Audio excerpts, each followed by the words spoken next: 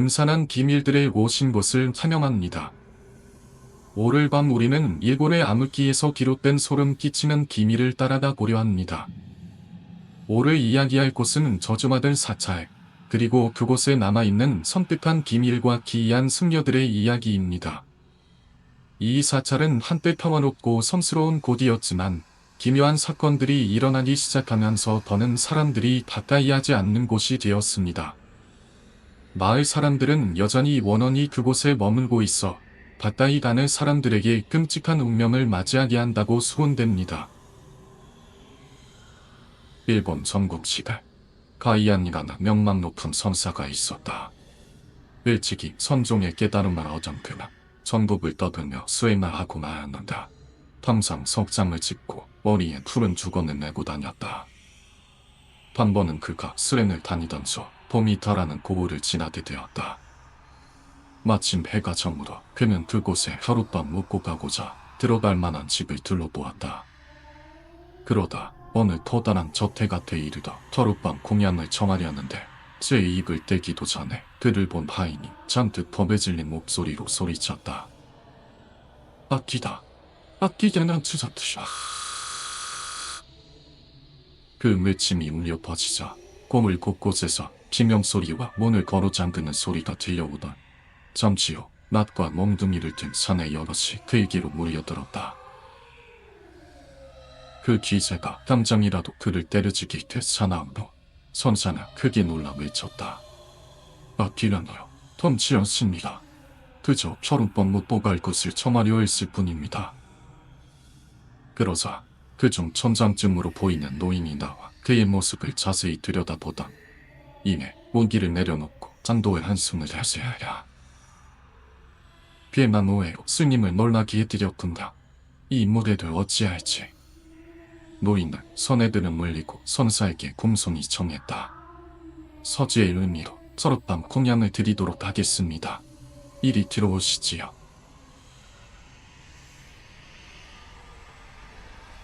촌장은 여깃도리를 내와 선사를 대접하는 말했다. 아까 사람들이 소란을 지는 데에는 그럴 만한 사정이 있습니다. 얼마 전부터 보물에 괴이한 소문이 돌고 있는지라. 어따 들어보네. 받기로 하던데 대체 무슨 일이 있는 깁니다. 선사가 사정을 묻자 촌장은 깊은 한숨을 내쉬다 이야기를 시작했다. 이곳 뒷산에 봄이타 마을 뒷산은 예로부터 이어져 오는 사찰이 하나 있었다. 대대로 영지 집안의 밑에를 모시던 곳이었다. 과거엔 꽤 많은 승려들이 머물렀었지만 몇 해 전 이웃 나라의 공격을 받아 영지가 죽어버린 나서 참기에 몰락이질이 걷게 된 곳이었다. 사찰이 주인을 잃자 승려들은 하나둘 그곳을 떠나가기 시작했다. 하지만 유일하게 그곳에 남은 이가 있었으니 그곳의 지지였다. 목준 합칙과 수행으로 지역에서 명성과 인망이 두터웠던 그는 사찰이 명성을 잃은 뒤에도 절로 남아 수행을 계속하였다. 또한 고을을 방문해 좋은 가르침을 베푸는 것도 게을리하지 않았으므로 고을 선원들은 하나같이 그를 존경해 마지 않았다. 이에 사람들도 자주 산에 올라 공연을 드리고 난 후 지지와 보물 선원들은 아주 가깝게 지내게 되었다. 그러던 어느 날 한 번은 지지가 저는 전에 초빙되어 선어들의 정족 사찰을 떠난 적이 있었다. 그런데 그가 돌아올 때 보니 지지는 혼자가 아니었다. 그의 옆에 왜 꼭 끼고 온 소년이 서 있었다. 스님, 그 아이는 누구입니까? 승려는 소년의 어깨를 감싸 안으며 그에게 답했다. 돌아오는 길에 만난 아이인데 군런으로 국립을 잃고 손으로 글식을 하고 있지 뭡니다. 이 더여운 아이를 소승이 거주 준비합니다. 거인은 핑색이 남루에 지나 그 영모가 놀라울 정도로 아름다웠다. 이목구비가 오밀조밀하고 복선이 가느다란 것이 마치 여자아이와도 같은 외모였다. 고을 사람들은 하나같이 이를 잘된 일로 여겼다. 승려의 나이가 있으니 직접 곁에서 모실 동자승 하나쯤 있는 것도 좋다 생각했다. 그런데 승려는 그날 이후 이상해지기 시작했다. 적어도 2~3일에 한 번씩은 고을을 방문하던 이전과 달리 보름이 넘도록 모습을 내비치지 않는다 하며 수행을 게을리하는 건지 사찰을 찾아갈 때는 항상 법당문이 굳게 닫혀있고 경전 위에 뽀얗게 먼지가 쌓여있는 것이었다. 그런 갑작스런 변화에 고을 사람들은 그의 건강을 염려하기 시작했다. 이에 도움을 주고자 사찰에 찾아가 물어보았지나 지지는 그때마다 무언가 숨기는 사람처럼 얼버무릴 뿐이었다. 스님, 요즘은 왜 고을에 내려오지 않으십니다. 서찰 여기저기가 낡은 탓에 고칠 데가 많아 정리하지 않았습니다. 그려 신십니다. 하지나 얼마 가지 않아 고을 사람들은 그가 변해버린 진짜 이유를 알게 되었다. 한 번은 아무도 한 사람 늦은 밤 우연찮게 사찰을 드물게 되었는데 그곳에서 충격적인 광경을 목격하였다. 지지가 침소에서 헐벗은 채 송년회와 통침을 하고 있는 것이었다.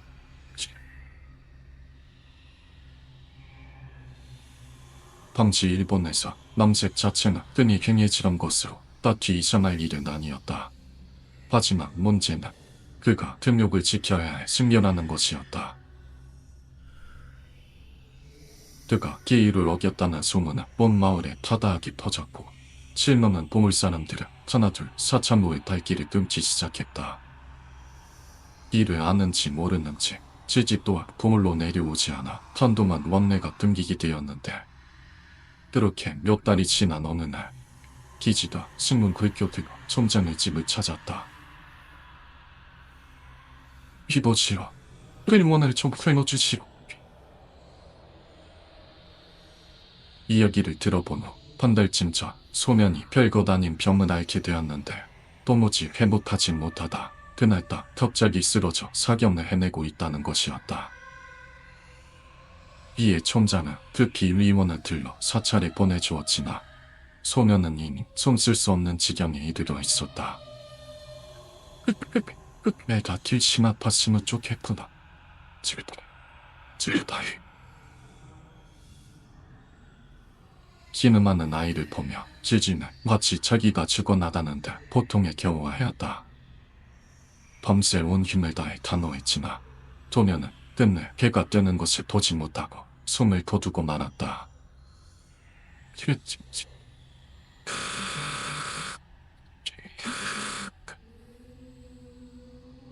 지진 아이의 죽음을 받아들이지 못했다. 차갑게 식어버린 아이의 손을 꼭 붙잡거나 자신의 얼굴에 맞대어 비비며 영덕 그의 이름을 불러댔다. 이런 다쳤지. 지진지.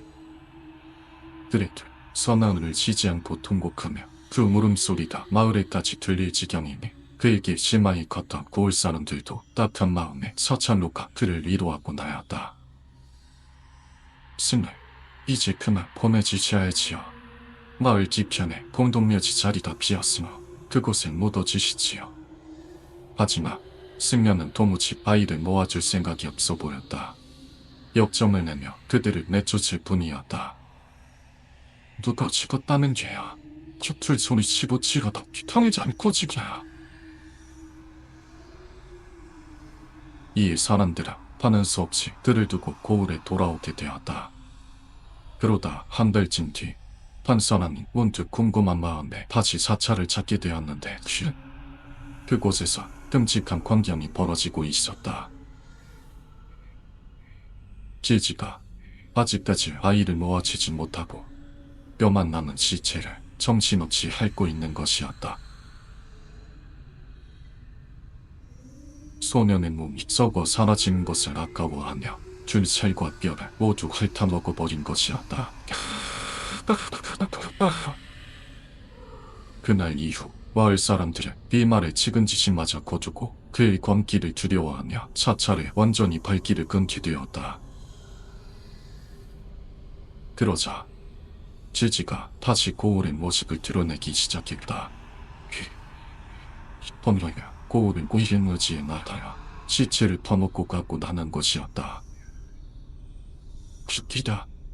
스님이 알려주세. 견동은 석발을 하지 않아 머리카락이 어깨에까지 닿고 여기저기 썩은 살점과 주더기로 범벅된 그의 얼굴은 지난날 정만 먹던 모습은 단대였고 병만 없는 앞뒤의 모습으로 변해지 둔다다. 그는 지금 자의 살점을 맛본사 이를 잊지 못했는지 매일 밤 거울에 나타나고 사람들은 그와 마주치기 두려워하며 무덤 근처에 얼씬도 하지 않게 되었다. 터지나 얼마 후 무덤을 꺼짐없이 처먹은 승려나 선선얼들 괴체 씻겨 도부스제다. 길을 다니다 숨어있던 그에게 동변을 당하기 쉽자니니 사람들은 해가 질 때쯤이 되면 모두 집에 들어가 문을 굳게 걸어 잠그고 숨어있게 되었다.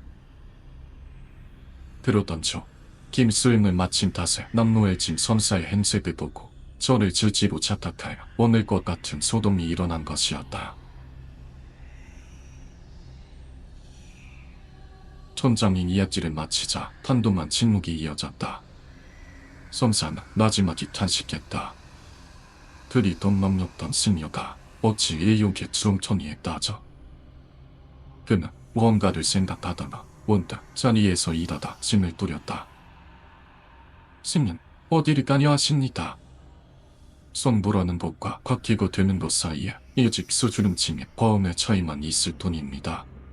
일종의 출lum한 승려였으니 길게 깨우친 마친다나 친분이 뒤의 선한 마음에 되돌릴 수 있을 겁니다. 제가 직접 가서 그를 만나보겠습니다. 그러자 촌장이 깜짝 놀라 그를 만류했다. 그놈은 더 이상 순함이 아닙니다. 손잡기 어떤 짓을 돌릴지 모릅니다. 하지나 선사는 지팡이를 짚고 머리에 두 번을 종려내보다 오늘 나서며 말했다. 오늘 대조태치식 포덕이라 생각하시지요.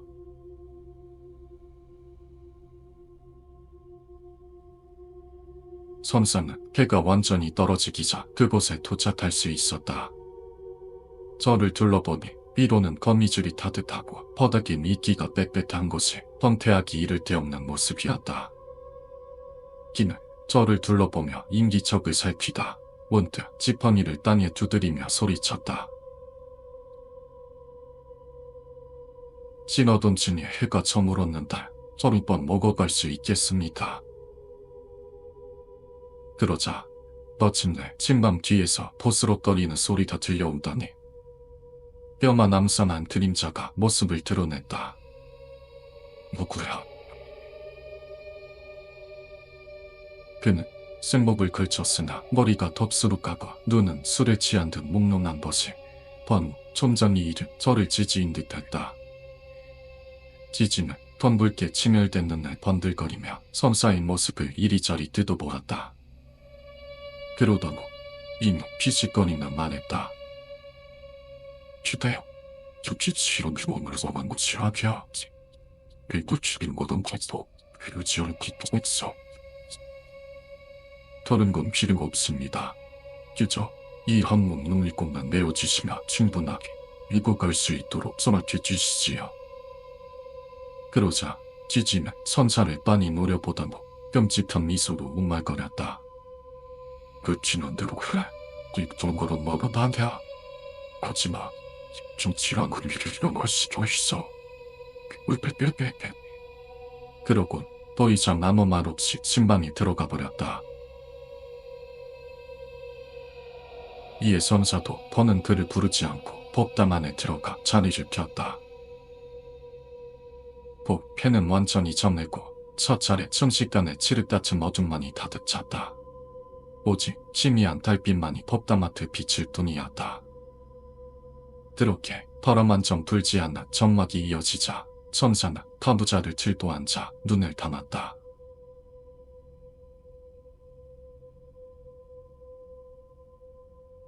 얼마나 지났을까. 법당 문 밖에서 발걸음 소리가 가까워왔다. 잠시 후 달빛 앞으로 모습을 드러낸 것은 다름 아닌 지지였다.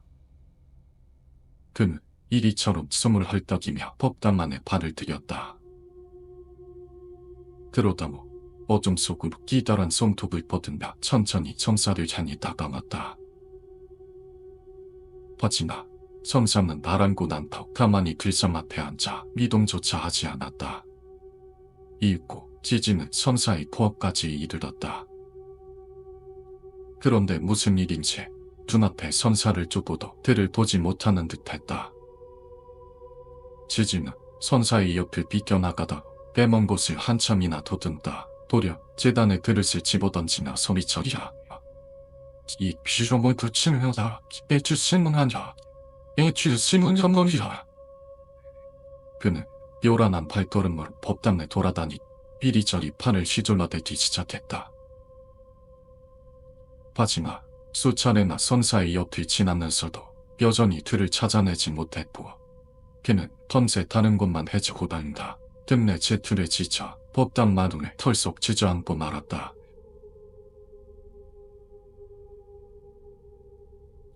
이윽고 새벽이 되어 법당 안에 햇빛이 스며들자 지지는 소스라치듯 놀라 낮아빠지고 말았다. 밤새 미친듯이 찾았던 선사가 법당 한가운데 아무렇지도 않게 앉아있는 것이었다. 선사는 그제야 지팡이를 짚고 일어나 찔찔이 다가가며 말했다. 그리 배가 고프시오. 지금이라도 성슬리 공기로 배를 채우시리소. 밤새 그곳에 계셨습니까? 선사가 가만히 고개를 끄덕이자 지지는 얼굴에 두려움이 가득 번지기 시작했다. 그는 급히 자세를 고쳐 엎드리고나 떨리는 목소리로 말했다. 보러 알주도 신도적 일이 다칩니다. 진실처럼 길다 걱정했는 보라 이름에게 전이 될 수 없던 곳이군요. 안타까운 일이요. 범씨는 동료의 선한 마음을 갖고 있었으나 배윤기 마음을 되앗겨 아끼던 모습으로 변해버렸다 들었소. 그 마음을 되돌려주고 싶은데 가르침을 떠날 생각이 있어. 선사의 말에 지지면 깜짝 놀라 고개를 들었다 하시.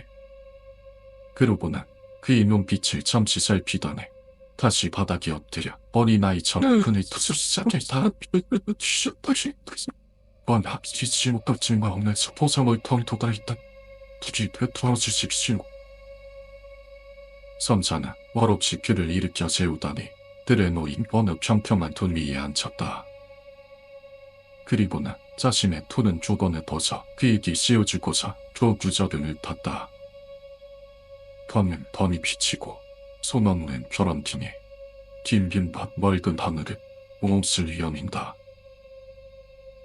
그것은 무슨 의미입니까? 이 돛을 얹어 그 뜻을 깨우칠 때까지 기적을 내도록 다시요. 마침내 그 뜻을 깨닫는다나 덤시나 그녀의 마음을 되찾을 수 있을 것이요.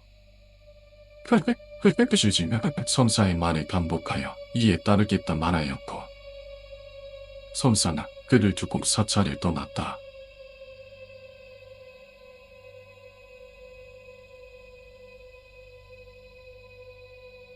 그로부터 한 해가 지나고 첫눈이 내린 무렵 가이한 선사는 이곳저곳을 떠들며 수행을 하다 또다시 같은 고을을 지나게 되었다. 문득 사찰의 지지가 떠오르는 그날 촌장의 집을 찾아갔다. 촌장은 반갑게 그를 맞이하며 밤사의 뜻을 전했다. 선사님께서 사찰에 다녀가신 후 앞뒤의 별도름이 터진날처럼 끊기고 고을이 평안해졌습니다. 이 은혜를 어찌 갚아야 할지 이렇게 다시 찾아와 주셨소. 부디 내키시는 만큼 편히 머물다 가시지요. 선사는 모임의 환대에 살해하보다 본바로 궁금한 것을 입었다. 절에서 별다른 소식은 없었으니까. 그날 이후 놈이 두 번 다시 산 밑으로 내려오는 일은 없었습니다. 아마도 죽지 않았을까 싶습니다. 가이한 선사는 생각에 잠겼다. 그리고 이내 다시 지팡이를 짚고 일어났다. 사찰에 가려 하십니까? 그동안 치고다가 승리를 있어서는 늘 스승이 되고 서로 있다가 요즘이 늘 질서인 것이며 오늘 그를 본건 알겠습니다. 그러고는 곧바로 서찰이 있는 지산으로 향했다. 오랜 기간 설암의 발길이 끊겨서인지 서차는 더욱더 광태해져 있었다. 보섬이 자란 서초는 사람의 허리만큼이나 자라 있었고 벚모래 나무 기둥들은 하나같이 벗어나져 기울어져 있었다. 선사는 기다란 억새풀을 더듬며 지지를 앉혀놓았다 기둥을 향했다. 그러자 숲을 넘어 어둑한 그림자 하나가 눈에 들어왔다. 이 선사는 서둘러 바위를 가린 손을 걷어보았다.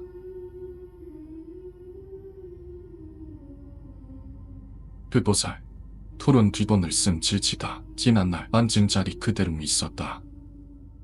다만 그는 이미 숨을 거둔 뒤였다.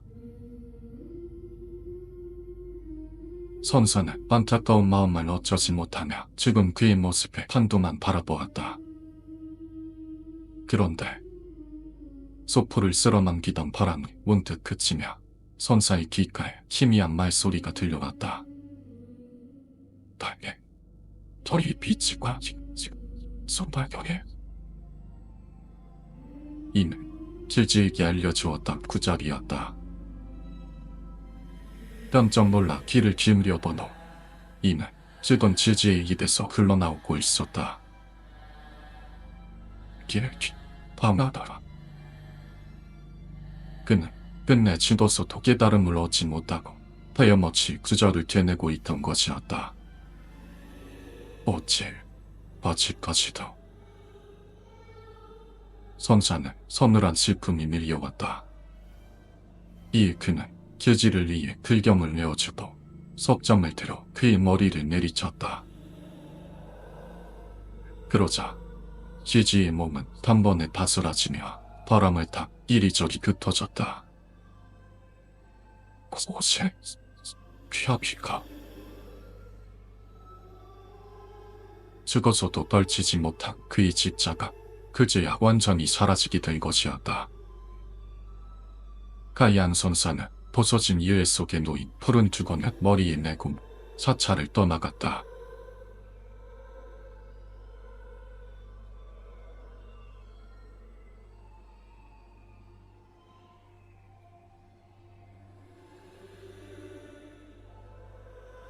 오늘 밤 이야기는 여기까지지만 우리가 들은 이 이야기가 과연 단순한 전설일까요? 여러분의 생각을 댓글로 남겨주세요. 음산한 비밀들 채널 구독과 좋아요도 잊지 마시고 다음 섬뜩한 이야기에서도 함께해주세요. 시청해주셔서 감사합니다.